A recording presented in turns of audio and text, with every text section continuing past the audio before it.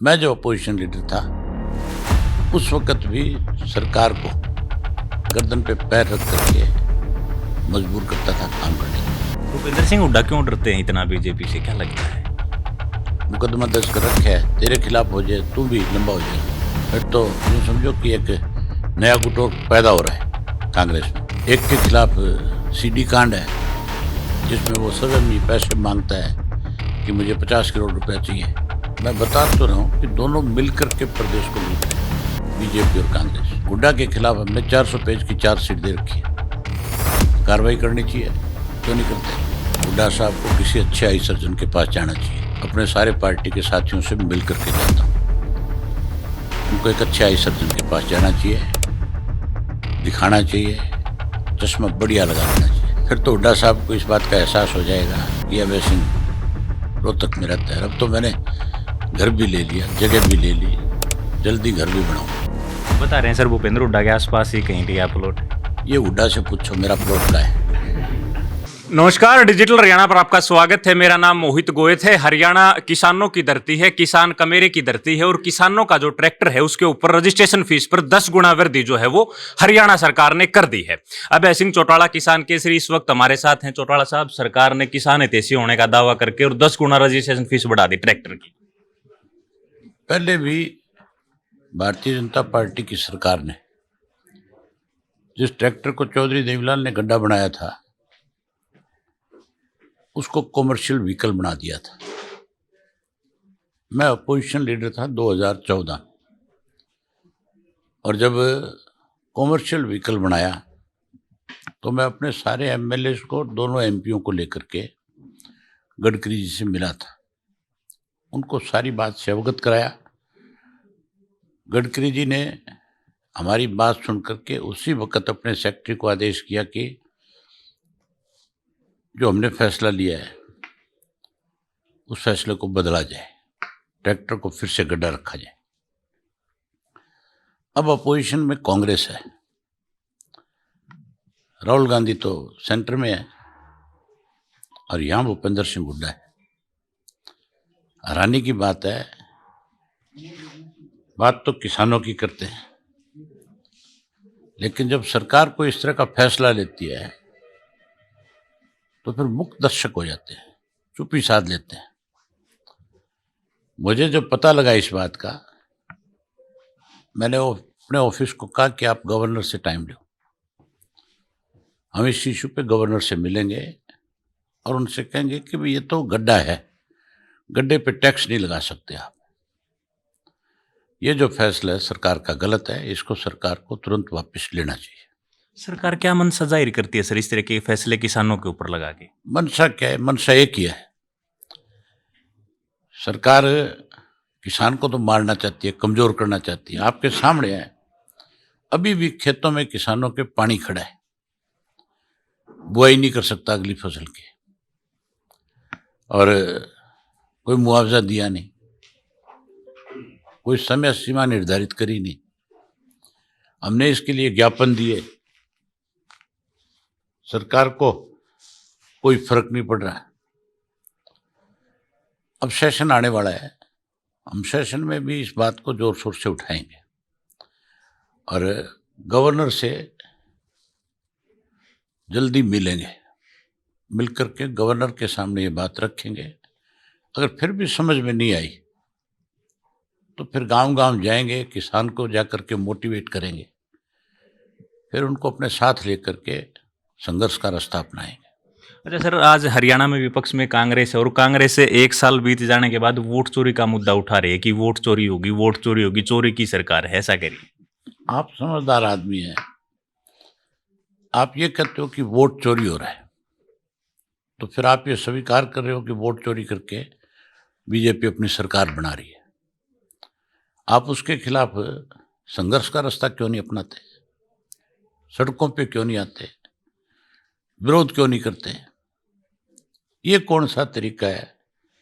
50-100 कांग्रेस इकट्ठे होते हैं, पहले आपस में लड़ते हैं, फिर ज्ञापन देने जाते हैं।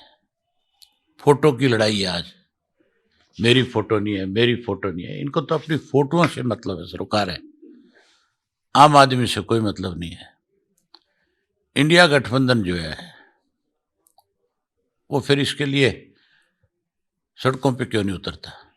बिहार में रोज चिल्लाते थे, बहिष्कार करते। बहिष्कार अगर होता तो फिर एक तो इस बदनामी से बचते कि वहां इनका दिवाला पिट गया, और दूसरा पूरे देश और दुनिया में भाजपा के ऊपर दुनिया का हर मुल्क ये सोचने पे मजबूर होता कि बीजेपी तो चोरी करके कहीं ना कहीं सरकार में बैठी है, सत्ता में बैठी है। दोनों काम करते हैं, चोर भी बताते हैं और वहां कहते हैं हम चुनाव जीतेंगे भी, चुनाव लड़ते भी हैं। दो चीज नहीं चल सकती। अच्छा सर, एक नई चीज देखने को मिली, रोहतक लोकसभा और रोहतक के जो जिला है इसके चारों विधायक जो हैं वो कांग्रेस के हैं, और यहाँ भी वो वोट चोरी का प्रदर्शन कर रहे हैं। किसके खिलाफ कर रहे हैं सर, क्या लगता है आपको? भूपेंद्र सिंह हुड्डा के खिलाफ, जिसने चोरी शुरू कराई। सबसे पहले राज्यसभा में वोट चोरी हुआ कि नहीं हुआ था? पेन की शाही बदली गई थी, खाली बैलेट पेपर छोड़े गए थे, तो चोर तो खुद है। तो सर जो जनता के मुद्दे हैं उनको भूल के ये वोट चोरी आपस में खेल रहे हैं। इससे ज्यादा और स्पष्ट क्या सुनना चाहते हो? मैंने बता दिया, चोर चोर मौसेरे भाई हैं, मिलकर के प्रदेश को लूटने में लगे हुए हैं। एक ने 10 साल पहले लूटा, ये 11 साल से लूट रहे हैं। एक दूसरे के खिलाफ, हुड्डा के खिलाफ हमने 400 पेज की चार्जशीट दे रखी है। कार्रवाई करनी चाहिए, क्यों नहीं करते? अच्छा सर, एक और ब्रजेंद्र सिंह जो है आईएएस थे, अब एमपी बने, वो यात्रा निकाल रहे हैं वीरेंद्र सिंह के लड़के। क्या कुछ कहो? सद्भाव यात्रा नाम दिया सर, सद्भाव यात्रा चल रही है, लगभग 50 दिन हो गए उनको। आप भी निकालो कोई ना कोई यात्रा, कौन रोकता है? कांग्रेस ही उसकी यात्रा के लिए कहते हैं, उनका अपना प्रभारी ये कहता है कि कांग्रेस की यात्रा नहीं है, तो फिर किसकी है? फिर तो यूं समझो कि एक नया गुटोर पैदा हो रहा है कांग्रेस में। अच्छा सर, एक राव नरेंद्र के ऊपर राज्यपाल ने अनुमति दे दी है मुकदमा चलाने की, और सीएलयू कांड में एक सीडी जारी हुई थी, आप लोगों ने जारी करी थी। कांग्रेस का दिवाला इसी बात से पिट गया। दोनों जो आदमी आज, चाहे कांग्रेस का अध्यक्ष है और चाहे अपोजिशन लीडर है, दोनों के खिलाफ मुकदमे हैं कोर्टों में। एक के खिलाफ सीडी कांड है, जिसमें वो स्वयं ही पैसे मांगता है कि मुझे 50 करोड़ रुपए चाहिए, मैं आपको सीएलयू दिलवा दूंगा। दूसरे के खिलाफ जमीनों को लेकर के अनेक मामले दर्ज हैं। जिस पार्टी के अंदर इस किस्म के लोगों को बागडोर मिलेगी, उस पार्टी का बट्टा बैठ जाएगा। अच्छा सर, एक महम मंडी की बात करें, महम जो है ताऊ देवीलाल की कर्म भूमि रही है, और महम मंडी बार बार बंद होती है, और वहाँ सरकार दावा करती है कि हम धान की फसल को एमएसपी पर खरीदते हैं, लेकिन वहाँ एमएसपी पर खरीदने वाला कोई है नहीं। मंडी बार बार बंद होती है, और विधायक जो हैं वो शादियों में तो फोटो खिंचवा रहे हैं, और मंडी में एक बार भी नहीं गए हैं। किसान परेशान हैं। मैं बता तो रहा हूं कि दोनों मिलकर के प्रदेश को लूट रहे हैं, बीजेपी और कांग्रेस।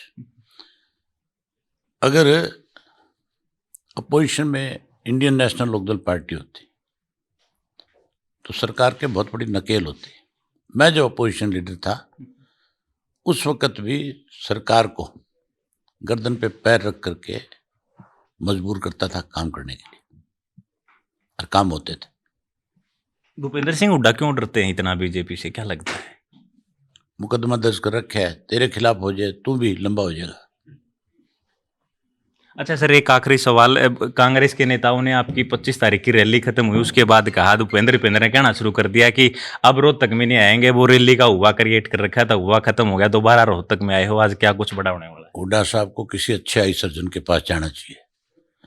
मैं तो हर हफ्ते रोहतक से होकर के निकलता हूँ, किसी ना किसी कार्यकर्ता के पास रुकता हूँ, अपने सारे पार्टी के साथियों से मिल करके जाता हूँ। उनको एक अच्छे आई सर्जन के पास जाना चाहिए, दिखाना चाहिए, चश्मा बढ़िया लगा लेना चाहिए। तो सर आज तो किलोई विधानसभा में कोई कार्यक्रम है, क्या बड़ा कार्यक्रम होना? हर महीने करूंगा एक कार्यक्रम, आज नहीं, हर महीने करूंगा। और फिर तो हुड्डा साहब को इस बात का एहसास हो जाएगा कि अभय सिंह रोहतक में रहता है। अब तो मैंने घर भी ले लिया, जगह भी ले ली, जल्दी घर भी बनाऊंगा। बता रहे हैं सर भूपेंद्र हुड्डा के आसपास ही कहीं लिया प्लॉट। ये हुड्डा से पूछो मेरा प्लॉट का है, वो बताएगा। ठीक है सर।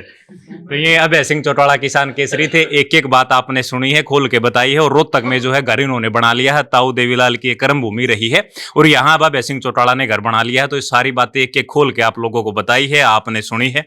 आप इसके बारे में क्या सोचते हैं वो हमें कमेंट बॉक्स में जरूर लिखें। शुक्रिया।